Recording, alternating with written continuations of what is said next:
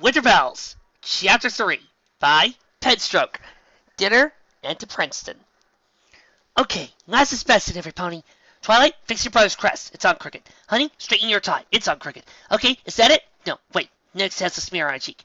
One moment. There. Okay. Oh, wait. Cadence, fix your crown. Oh, and honey, can you make sure that I'm set up all the way? I am? Good. Okay, quick check. I'm good, you're good, you're good, you're good, you're good, and you're good. Okay, we're all good. Let's do this. On 3. 1, 2, 3. Velvet opened the door to the carriage, stepping out onto the sidewalk in a dark purple evening dress. Nightlight was a step behind, in a full suit jacket and tie. Shining armor followed in his military formals, including the family crest from his favorite uncle, and Cadence a step behind. She was wearing her royal regalia, much like Celestia and Luna did for most of the parties and events they attended. The next to the exit of the carriage was Twilight and Spike. She was wearing her gala gown, and he was in a tuxedo from the wedding. Come on, Nix, we're going to be late. Velvet called to the carriage, before trying to straighten Nighttie's tie again. Nix slowly stepped down from the carriage, a deep frown on her face. Rarity had made her a nice outfit for the formal evening, one she really liked, but upon returning to the house after caroling, she and Twilight discovered that Velvet had picked out another outfit for the filly, an outfit she claimed would be perfect for the dinner with the publisher. It was also a dress that might have made Rarity faint. It was a bright, holiday red dress with a bow in the middle of Nix's back that was twice as large as the one Apple Bloom wore in her mane. It had white frills on the ends of the sleeves, and the bottom half poofed out into a large, wide bell shape. It was also tight, itchy, it possessed no wing holes, and more than once Nix was sure she was going to fall over because her back clothes kept getting tripped by the poof of the dress. Nix, your dress looks adorable. Say that again. Finally, her headband had been wrapped in a red ribbon to make it match the rest of the outfit. The only good part of the situation was that her friends weren't there to see her. Scootaloo would never let her live this down. Click! Oh, Nix, you look darling, Velvet said, as if oblivious to the filly's frown. She then quickly moved to the front of the group and began leading them down the street. Now, come on, we don't want to be late. And the thing they didn't want to be late to was just down the block. Lit up with lights, the sound of holiday music, and general chatter was one of Canterlot's most famous hotels, the Princeton. Guests who had stayed in its finer suites included dignitaries, pop stars, and Princess Celestia herself, when part of the castle was being renovated to conform with modern building standards. That evening, in its grand ballroom, the Princeton was hosting its heartwarming ball for the country's largest book publisher, Equestria Publications. The company was responsible for many classics of literature, like the Mare of the Ring trilogy. I love it. And its most recent windfall, the Daring Do series, as written by A.K. Rowling. A.K. Yearling. They also published Twilight Velvet's mystery novel series, a series that usually managed to get onto, but never quite the top of bestseller lists. Darn you, A.K. Yearling! The stallions at the front of the hotel opened the doors for the family as they stepped into the warmly decorated interior. The vibrant red carpet stretched out before them to a huge heartwarming tree that stretched all the way to the ceiling of the foyer, which was several stories high. Ponies in fine suits and dresses dotted the room. Some lounged in chairs, reading the evening edition of the paper. Others were checking in at the front desk, and others were still mingling and milling around. The group, however, did not linger in the beauty and wonder of the lobby. With Velvet at their lead, they quickly found themselves at the doors to the grand ballroom. Like the lobby, the ballroom was decorated in every possible way for heartwarming. A wreath hung from every light fixture on the wall, and garland hung freely between the leaves. The tables in the ballroom were covered in a mixture of red and green tablecloths, a holiday experience with a candle set on each one. Name? The hotel host, a weird unicorn with a fiery mustache, and slipped up beside the family as they came to the door. He held up a clipboard and a pencil suspended in magic, waiting sulkily for the answer. Oh, Twilight and Velvet and family, party of 7. Martial art fruit user, party of 5. You have never even seen that soap opera! Nor do I want to! The host flipped through the papers on the clipboard, then quickly placed a check mark on one of the pages. He then turned and pointed across the room with a pencil. Table 12. A dinner will be served in an hour. Appetizers on the buffet table. Feel free to mingle until you are asked to sit down. And who else is at table 12? Velvet asked, craning her neck to try to see the waiter's list. The waiter arched an eyebrow, gently levitating his clipboard away from Velvet's private eyes. He then glanced at the list himself. Besides your own group, table 12 also has seating assigned for breakfast with our 2 guests. And where's Edit Mark sitting?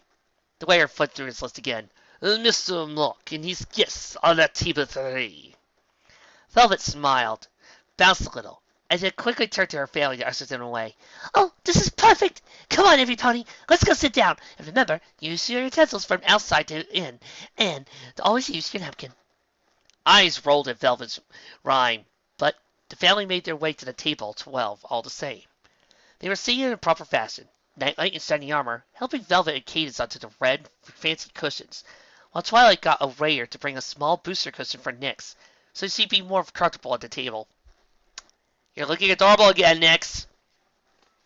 They took up one half of the 10-seat table and began to wait as guests arrived and were seated. Velvet, may I ask who Edit Mark and Pred Press are? Cadence asked, as she shifted her seat a little, getting more comfortable. Edit Mark is the executive editor for my publishing company, and Pred Press is the president. Velvet answered back quickly, as she straightened an imperfection in how her silverware had been laid out. Like mother, like daughter. We've never had the chance to be at her table for the company's holiday banquet before. So, why are we... Cadence began to ask before she deadpanned. Velvet, is the only reason we're at this table because Pred Press wanted a chance to eat dinner with a princess, namely me, and one future princess, and one little princess. No. Velvet quickly defended, as he began refolding the napkins on the table from standard triangles into a more elaborate origami cranes. She's just very eager to share dinner with us and find out how I'm doing on the book. You see, Edit Mark rejected the last 2 drafts of my final chapters, but I'm sure he knows what's best. She laughed through her teeth as he gave the tablecloth a gentle tug, removing every wrinkle from his surface. Why didn't you like the chapters? Nyx asked, lifting a hoof and scratching her dress again. Oh, Edit Mark just thinks I'm making the ending too predictable. I mean, it's a mystery novel, and I've already written out the rest of the story, so there's really only one ending that makes sense, but he needs to insist that I need to come up with something better! She forced a laugh again, as he began to nervously fix and straighten every pony's silverware. Velvet, I understand your pain. My editor annoys me too. Yes, something better without changing anything in the rest of the story. No trouble at all. Velvet, we need to talk. Velvet glanced up, her first smile once more taking on a natural appearance. She stood up from the table and began to quickly scuttle away. Oh, and here comes Prince Press and her family. If you ponies sit up straight, I'll be right back. Prince Press was a unicorn mare of impressive stature, dwarfing Twilight by a few inches. Her coat was a pale blue, mane black, and she wore a massive black dress that made it look like she was going out to a fancy cocktail party, instead of a heartwarming banquet. She was followed by her unicorn husband, in a tuxedo-top bow tie, and was followed by their unicorn daughter, who was wearing a very familiar red dress. I am just so thankful we get to enjoy this evening with you, Miss Press, Velvet said gracefully, as she walked with Prince Press and her family to the table. The banquet looks lovely as ever. Well, the heartwarming banquet helps promote unity in the company and good spirits. That, in the HR department, won't get off my back if I don't give them a lot of leeway with the budget. Prince Press replied, as the quartet reached the table. Prince Press and her husband took their seats to where Velvet had been sitting, while their daughter was guided over to sit by Nyx, confirming what Twilight and the others noticed from a distance. The 2 fillies were wearing dresses that were almost exactly alike. The dress Prince Press's daughter had some nuancical difference from Nyx, but in overall design, 2 dresses were a dead match. Prince Press's daughter, however, was wearing the dress better than Nyx, where Nyx just looked like a red and white peppermint stick. Prince Press's daughter's natural green coat complemented the red well. Who made this dress anyway? Sir Polomare. Well, no wonder they look like crap. Mr. Mrs. Press, you of course know my husband, Nightlight, Velvet said, keeping the conversation focused on her family. And of course you know the Lovebirds, my son, Shining Armor, and his wife, Princess Miyamura Cadenza. Cadence will be fine, she corrected. Oh, look at her, Velvet cooed as he gently gripped her daughter-in-law's shoulders. Such modesty for a princess! Oh, and of course this is my daughter Twilight, her dragon assistant Spike, and my granddaughter Nyx. And look, she's wearing the same outfit as Green Ink. Tell me there's a photographer around here, because those two look so cute together! A granddaughter, Princess mused before focusing her gaze on Cadence. I hadn't realized that you and Shining Armor had been a couple that long. Correct me if I'm wrong, but to have that old of a filly, you must have had her well before you two were married. Actually, Twilight corrected as he rose from her seat. Nyx is my daughter, by legal adoption. And, Mom, can I have a word with you in a moment? Before giving Velvet a chance to answer, Twilight magically levitated her mother away from the table. They crossed the room, going up near a wall that was away from the tables.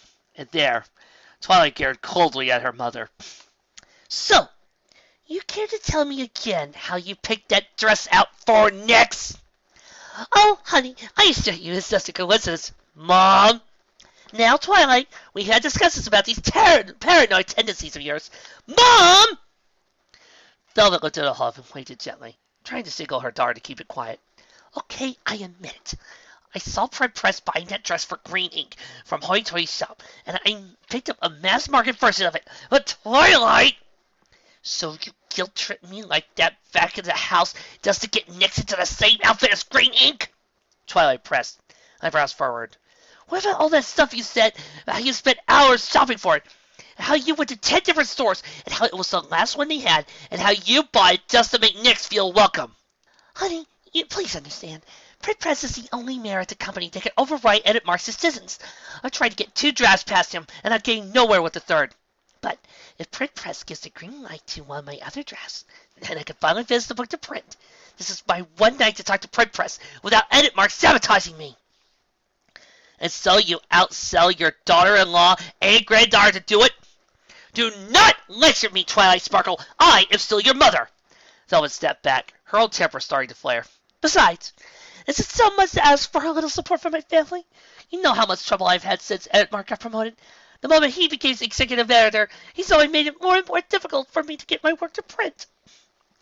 Then ask us for our help. Don't guilt us into it. Twilight snapped back. Her voice started to grow in volume. Nyx would have worn this dress anyway if you had just told us why. Oh yes, of course. Just like she was so eager to wear her headband, Velvet says. And that's another thing. Why didn't you have her wearing it on the train here? You could have avoided all those photographers at the train station if you just made her wear it. Well, excuse me for thinking Nyx should have to hide herself like she used to. Excuse me, madams. What? Twilight and Velvet shouted in unison, glaring at the pony that approached them.